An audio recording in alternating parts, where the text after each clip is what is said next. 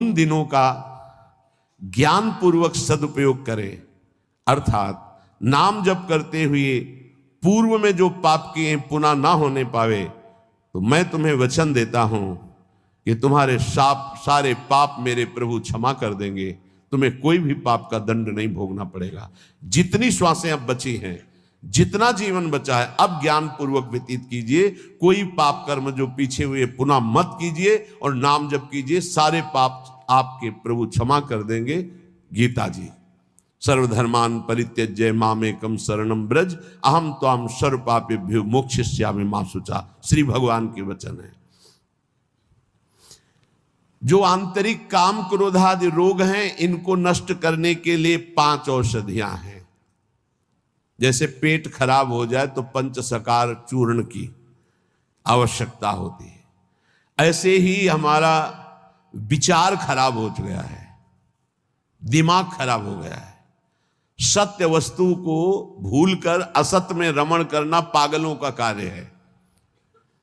वो सत्य मार्ग के पथिकों को पागल समझते हैं और सत्य मार्ग के पथिक उनको समझ रहे हैं कि इतना कीमती जीवन तुम व्यर्थ में नष्ट कर रहे हो। और वो समझ रहे हैं मानव जीवन को एक ऐसे बर्बाद कर रहे हैं, ना कोई भोग भोग रहे हैं, ना कोई धन संचय कर रहे हैं, इनका जीवन ही बर्बाद हो रहा है।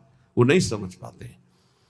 ये 5 हैं जो तुम्हारे आंतरिक भवरोग को नष्ट कर देंगे। पाप जो हो रहा है उस पाप की प्रवृत्ति का नाश कर देंगे।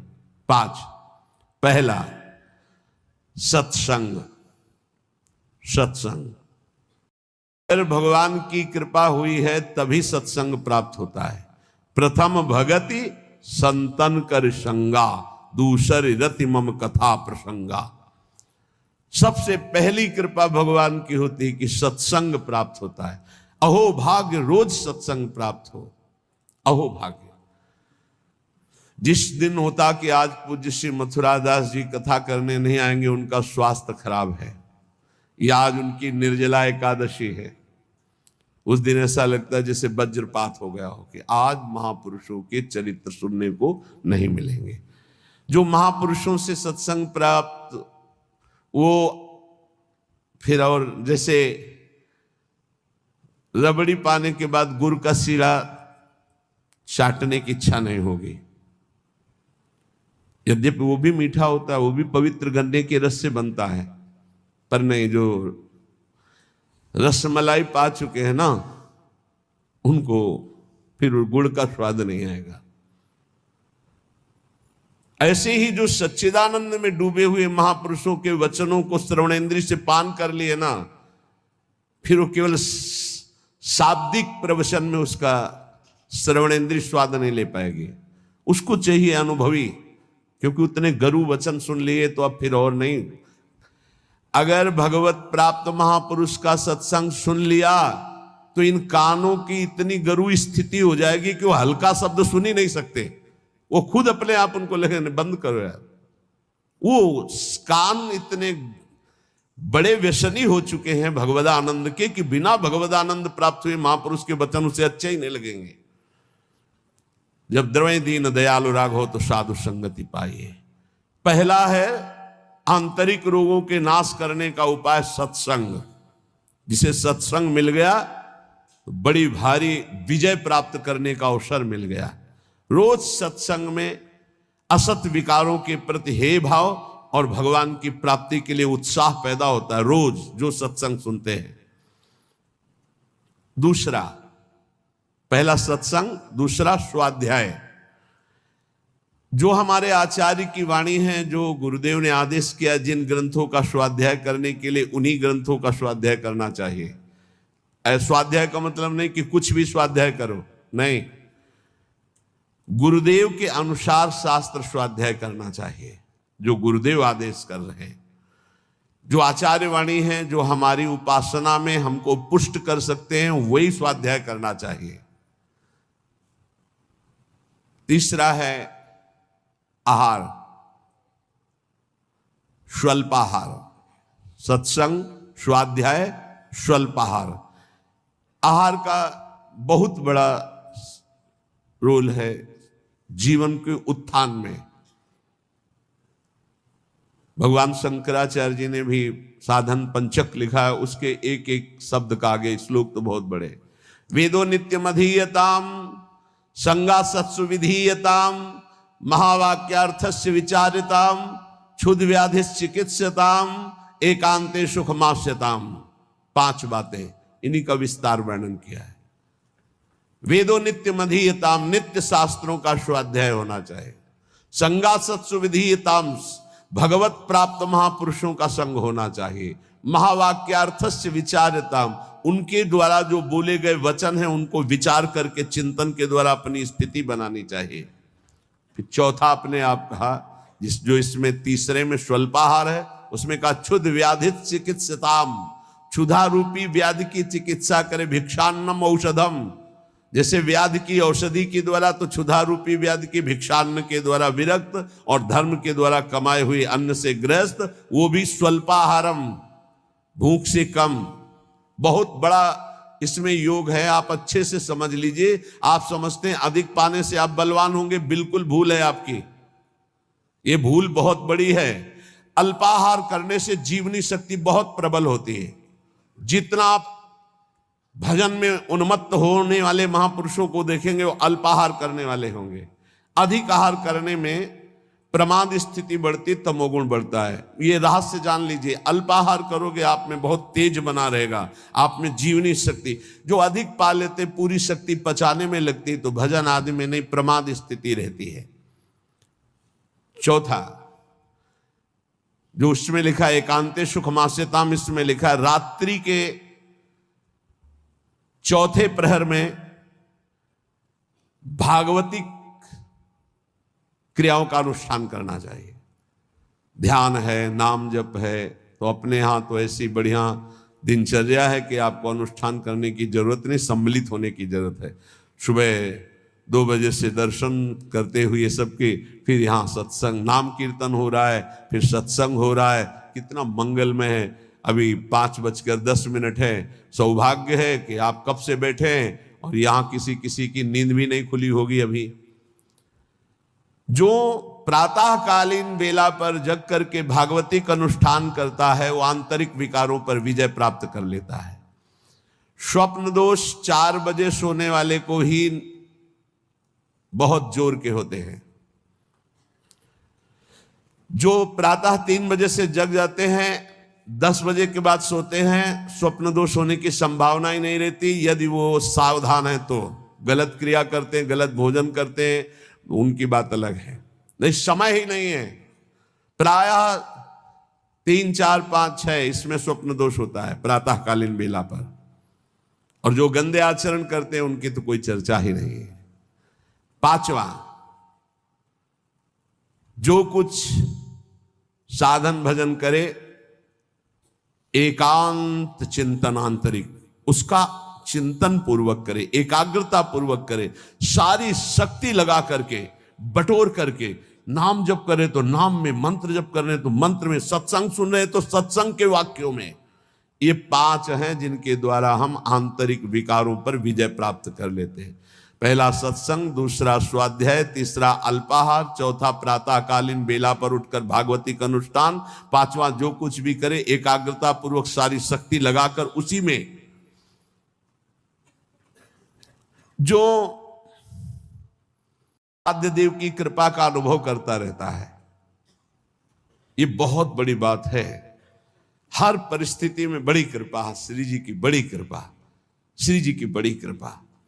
एक हमने संत भगवान को देखा, वो बल्ब ऐसे लगा रहे थे तो चूक हो गई, तो वही किसी कनेक्शन में कहीं छू गए, मारा ऐसा झटका तो सीढ़ी गिरी, सीढ़ी से सीढ़ियों पे आकर के गिरे, उससे नीचे चबूतरे के नीचे आके गिरे, काफी चोट लग गई थी। तो दौड़ करके उनको उठाया तो उनका बड़ी कृपा, निपट गए, बड़ी कृपा, निपटा दिया प्रभु ने। बड़ी बात थोड़ी में निपटा दिया, बड़ी कृपा। और मुस्कुरा रहे थे और कई जगह चोट दिखाई दे रही थी। ये संत हृदय, बड़ी कृपा, निपट गए। बड़े अपराध को छोटे में काट दिया, निपट गए, बड़ी कृपा। जब अपने दास के ऊपर प्रभु कृपा करते हैं तो उसके हृदय में सद्गुणों का खजाना खोल देते हैं।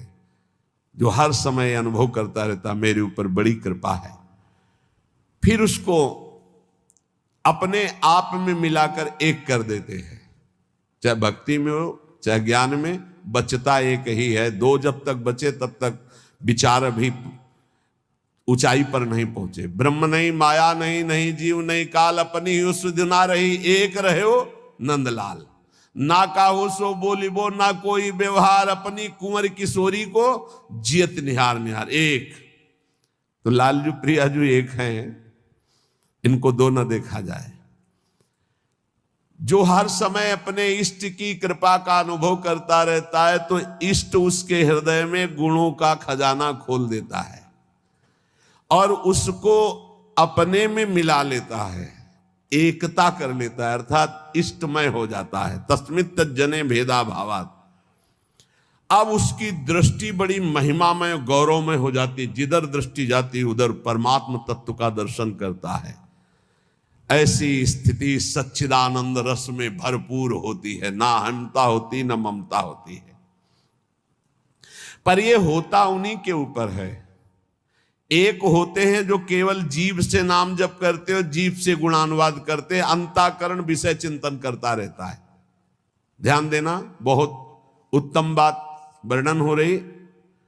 पहली बात कही कि जो जीव हर समय उपासक के कृपा का अनुभव करता रहता, बड़ी कृपा बड़ी कृपा, दुख में भी सुख में बड़ी कृपा, उसके हृदय में गुणों का खजाना खोल देते हैं और उसको एकता में मिला लेते हैं, अपने में मिला लेते हैं भगवान।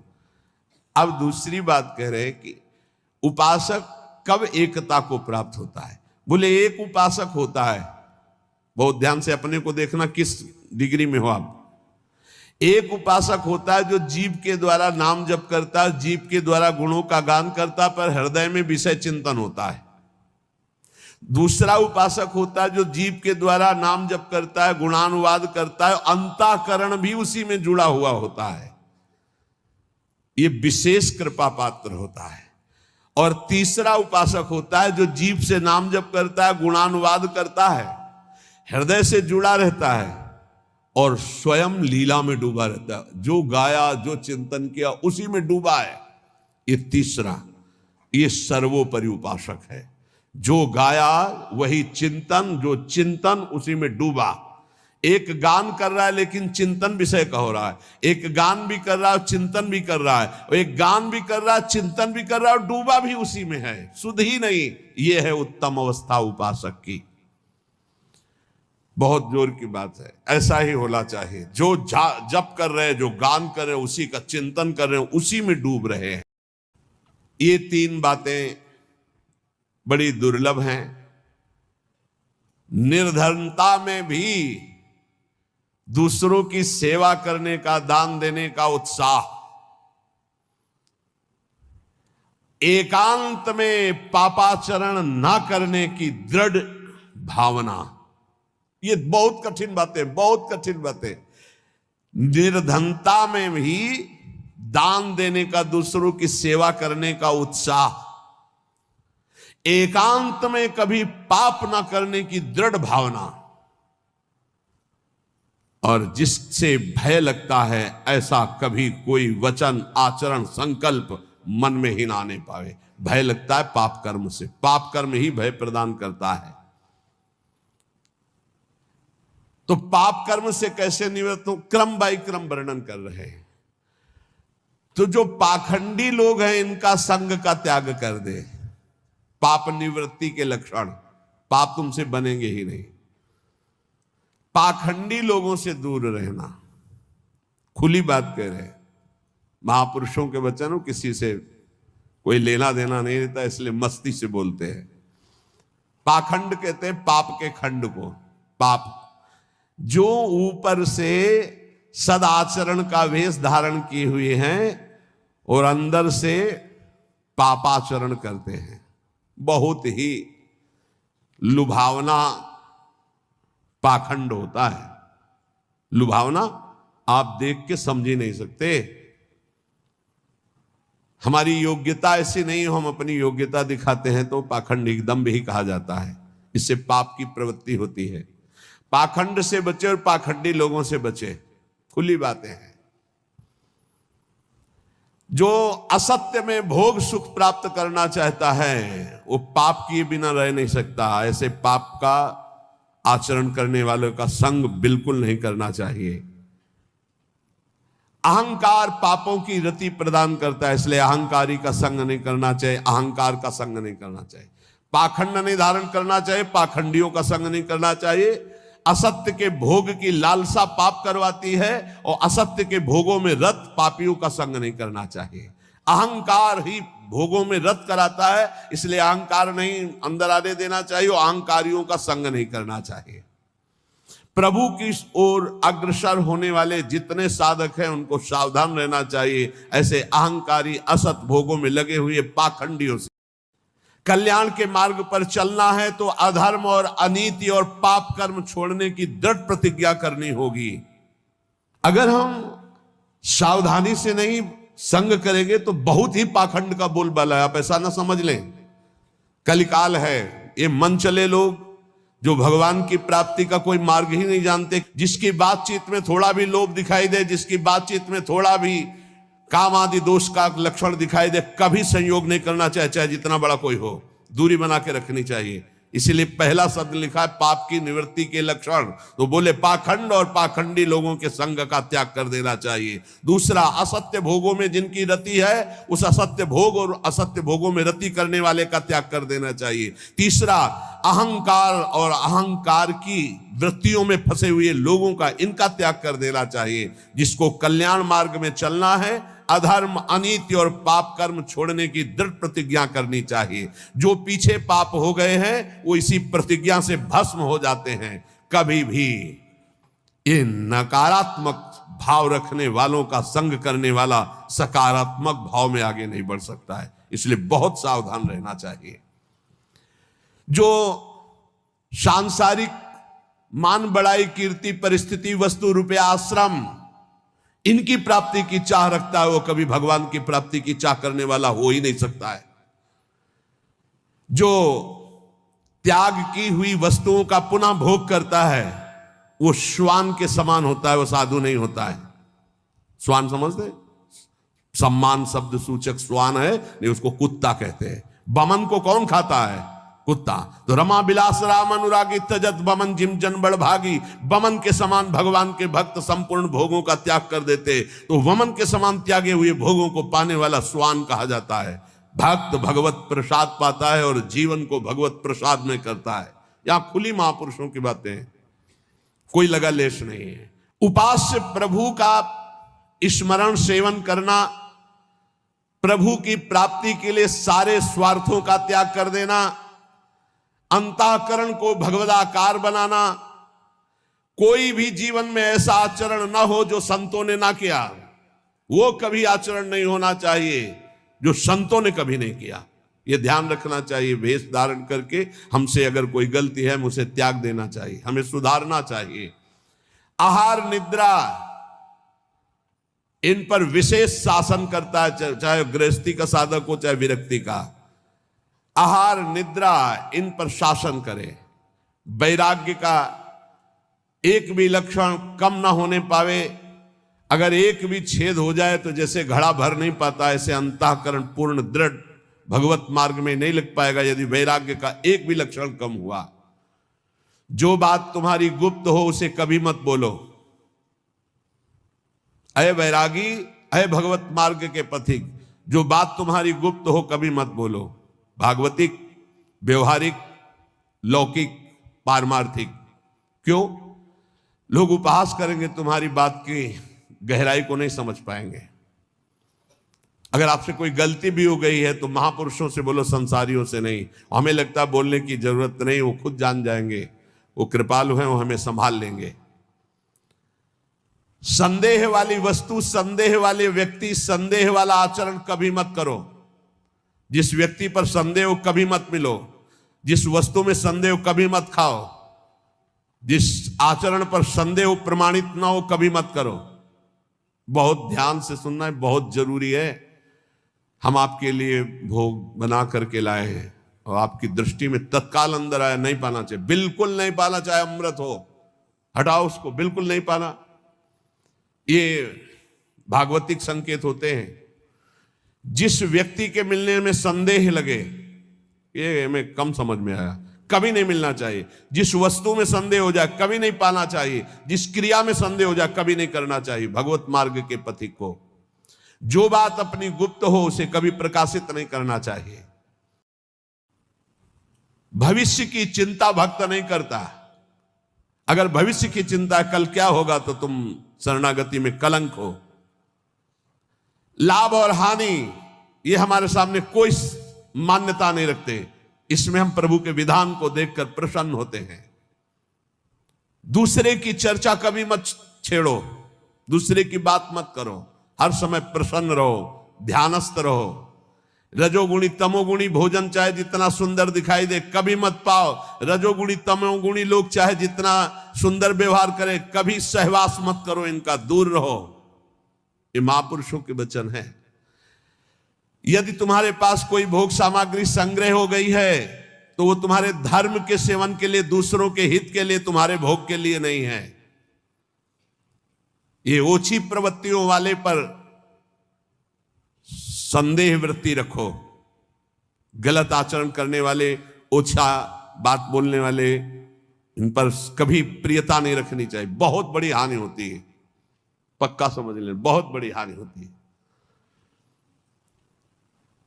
यह हर उपासक को सावधान रहना चाहिए, चाहे स्त्री शरीर हो चाहे पुरुष शरीर हो। जहां कहीं ओछी प्रवृत्ति, देखो एक दृष्टि में पता चल जाता है कि यह सामने वाला कैसे देख रहा है, कैसी हरकत है, कैसा, एक दृष्टि में। भगवान ने इतना ज्ञान तो सबको दिया है कि एक मिनट में, एक दृष्टि में फाइनल हो जाएगा कि आदमी संग करने लायक है या नहीं लायक है। या ये चाहे कोई भी हो, एक दृष्टि में पता चल जाता है। ओछी प्रवृत्ति पर अंकुश रखो, ना किसी का संग और ना अपने अंदर ओछी प्रवृत्ति। प्रभु प्रेम प्राप्ति के लिए गले पड़ना होता है महापुरुषों के। गले लगना नहीं, गले पड़ना होता है। गले पड़ना और गले लगना में अंतर है। गले पड़ने का मतलब होता है अब आपके सिवा हमारे पास कोई साधन नहीं, अब आप ही हमारे प्रेम प्राप्ति के साधन भी हो और साध्य भी हो। ऐसे गुरुजन महापुरुषों का आश्रय लिया जाता है। प्रभु प्रेम प्राप्ति के लिए महापुरुषों के पीछे पड़ जाओ, गले पड़ जाओ। वो देख ले कि अभी है हमारे पिंड छोड़ने वाला नहीं, दुत्कारे फटकारे तो भी नहीं, तो निश्चित भगवत प्रेम प्राप्त हो जाता है, क्योंकि भगवान उनके हृदय में जागृत हो चुके हैं। ना तुम्हारे अंदर घबराहट होनी चाहिए, ना कोई उतावलापन होना चाहिए।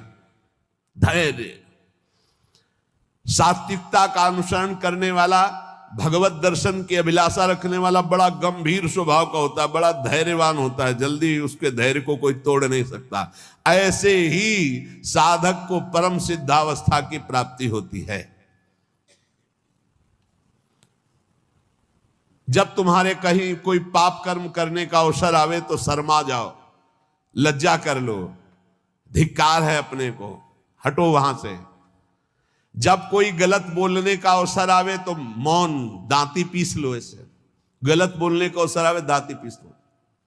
जबान है ही नहीं हमारे, बोलते रहते, दांत कस के दबाए रहना, बोलना नहीं। अगर बोला तो गड़बड़ हो जाएगा। जैसे गलत करने का अवसर आवे तो मानसिक धिक्कार देना है। धिक्कार है तुझे, क्या सोच रहा है तू, गलत करना चाहता है। गलत बोलने का अवसर आवे तो दांती पीस लो, ऐसे दंत, राधा राधा राधा, अंदर से बोलना नहीं। ये देखो परमार्थ के लिए, बिल्कुल ऐसे। और जब कहीं तुमसे कोई गलती पड़ जाए तो शर्माओ मत, फिर क्षमा मांग लो। राधा राधा, गलती हो गई हमसे, आगे से गलती नहीं, उसे क्षमा कहते हैं। अंदर से प्रायश्चित कर दे। तो जिस कार्य करने में तुम्हें लज्जा लगे वैसा कार्य मत करो, वैसे विचार मत करो। जो तीन को बस में रखता है वो साधु, नेत्र कान जीभ, जनेंद्रिय अपने आप बस में हो जाएगी। नेत्रों को बस में रखो, जबान को बस में रखो, कान को बस में रखो। तीन का बहुत बड़ा योगदान है। जबान खूब अच्छे अच्छे पदार्थ खाएगी, खूब उल्टा सीधा बोलेगी, कान उल्टा सीधा सुनेंगे, वो नेत्र उल्टा सीधा देखेंगे तो आचरण उल्टे सीधे होंगे। इनको संभालो। तीन, रसना, श्रवणेन्द्री और रसेंद्री। रसना कटो जो अन्न रटो, निरख अन्न फुटो ने नेत्रेंद्री, और श्रवण फुटो कान। नेत्र कान जीभ, तीन को जो सुधार लेता है वो साधु हो जाता है। शव, समाधि और श्मशान, इनमें सा है। अगर समाधि को प्राप्त नहीं हुए तो शव और श्मशान आराम से आपको मिल जाएंगे। मानव जीवन समाधि प्राप्त करने के लिए, समाधि जिसकी बुद्धि समता में युक्त होकर, बड़ा आनंद का विषय है। जैसे स्वप्न में चले गए ना आप, ऐसे लीला में चले जाओगे, बड़ा आनंद का विषय। मान लो हमारी बात, स्वप्न तो स्वप्न ही है, लीला तो फिर बहुत आनंद। बस आखिरी फल है वृंदावन का, लीला में प्रवेश हो जाना, लीला पात्र बन जाना। बहुत जल्दी लाभ मिलता है वृंदावन में कि मैं कौन हूं, मेरा क्या कर्तव्य है, मैं क्यों जन्म लिया हूं, इसी की जानकारी करने के लिए रोज सत्संग हो रहा है। हम भगवान के हैं, हमारा लक्ष्य भगवत प्राप्ति, या हम भगवत स्वरूप है, हमारा लक्ष्य भगवत स्वरूप में स्थित हो जाना। बस इतनी प्रार्थना है कि कोई भी मनमानी आचरण मत करो। आप स्वतंत्र नहीं हो, आप दो जगह से परतंत्र हो। यदि शास्त्र आज्ञा और संत आज्ञा की परतंत्रता स्वीकार करोगे तो माया मुक्त हो जाओगे। यदि मनमानी आचरण करोगे तो ये माया तुम्हें परतंत्र बना के रौंद देगी। इसलिए शास्त्र के अनुसार भोग लगाओ, शास्त्र के अनुसार पाओ, शास्त्र के अनुसार जियो।